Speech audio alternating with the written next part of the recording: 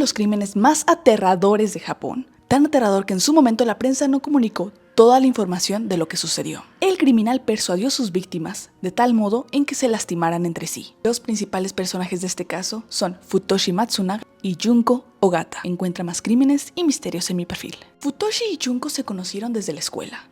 En su momento, cuando estaban en la escuela, solo fueron compañeros y al momento de graduarse cada quien siguió su camino. Un día, Matsunaga, quien ya estaba casado, encontró su anuario de la escuela y recordó la existencia de Junko Ogata. Y no solo eso, recordó que la familia Ogata tiene mucho dinero. Y esa sería la principal razón por la que Matsunaga se acercaría a Junko. Una cosa que siempre se supo sobre Futoshi Matsunaga es que era muy bueno con las palabras. Sabía decir las palabras necesarias para convencer a las personas. De esa forma, en un futuro podría manipular a todas sus víctimas. Pero ya llegaremos a ese punto. Justo por la forma en la que Matsunaga hablaba con Junko, ella terminó enamorándose de él. Durante esa época en la que se conocieron, Junko se había vuelto maestra de preescolar. Y decían que era una buena maestra, educada, le gustaba estar con los alumnos. La familia de Junko no aceptaría a Matsunaga, sobre todo porque él ya estaba casado. Pero con su poder del habla, convenció a la familia que él se divorciaría y que Junko terminaría siendo su prioridad. Pero no tardaría en revelar sus verdaderas intenciones. Los primeros indicios vinieron cuando Junko empezaría a llegar tarde al trabajo, empezaría a lucir cansada, triste y al poco tiempo incluso dejaría de ir a trabajar. Se sabe que en 1985 comenzaron los ataques físicos hacia Junko y ella, que no podía soportar vivir así, incluso intentó quitarse la vida. Cuando Matsunaga se dio cuenta de eso, le terminaría haciendo creer a Junko que el hecho de intentar quitarse la vida sería algo que avergonzaría a su familia, a tal grado que si pensaba hacerlo, su familia terminaría odiándola. Terminó convenciendo a Junko de que cortara todo lazo con su familia y los dos comenzarían una convivencia formal.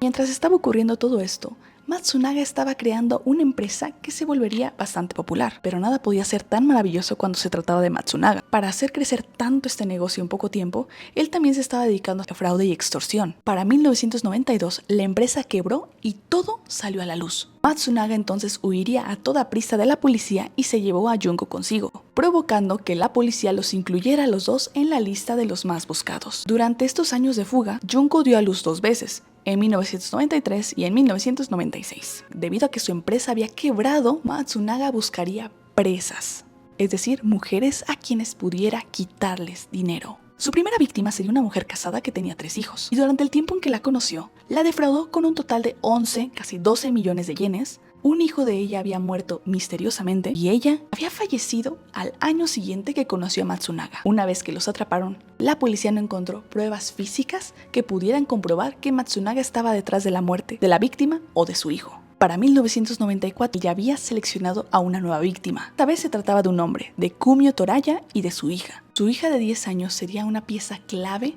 para que se descubrieran todos los crímenes. Lo convencería de volverse cercanos, de volverse amigos, mencionándole que él tenía una inversión que podría resultar beneficiosa para él y su hija. Durante un momento en que se emborracharon juntos, Kumio terminó contándole a Matsunaga ciertos crímenes que cometió en el pasado, y con esos crímenes Matsunaga terminaría chantajeándolo en el futuro. A partir de ese momento, Matsunaga encerraría a Kumio y a su hija en un cuarto, y los obligaría a hacerse daño físicamente entre ellos dos. Utilizaría descargas eléctricas para que se lastimaran entre sí.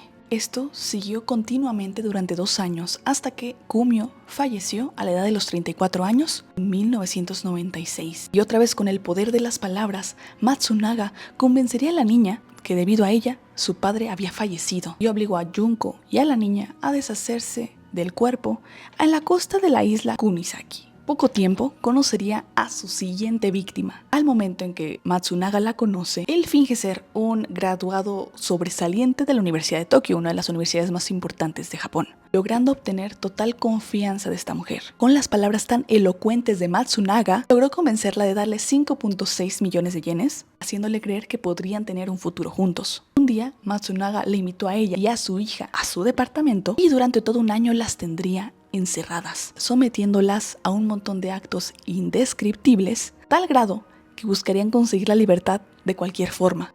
Y en marzo de 1997 saltaron desde el 2º piso, logrando sobrevivir, pero la madre terminó en un hospital mental. Para abril de 1997, Junko ya no podía soportar todo esto que estaba viviendo e intentó escapar. Como consecuencia, Matsunaga llamaría a la familia de Junko, quienes contestaron que desde que estaba con él, no sabían nada de ella. Matsunaga aprovecharía y mintió diciendo que seguro Junko había escapado por todos los crímenes que había cometido. Y lo mejor que podían hacer en esos momentos era pagarle por su silencio. Al mismo tiempo, él esparciría el rumor de que había terminado con su propia vida. Incluso llevó a cabo su propio funeral. Y tan pronto como esa información llegó hacia Junko, ella regresaría para saber si todo era cierto. Y para ese momento, Matsunaga volvería a atacarla físicamente. La familia de Junko le daría a Matsunaga la cantidad total de 63 millones de yenes para comprar su silencio y utilizaría ciertos trucos con ellos para lograr que llegaran al domicilio de Matsunaga y los tuviera como prisioneros. Y se volvería un total infierno para ellos.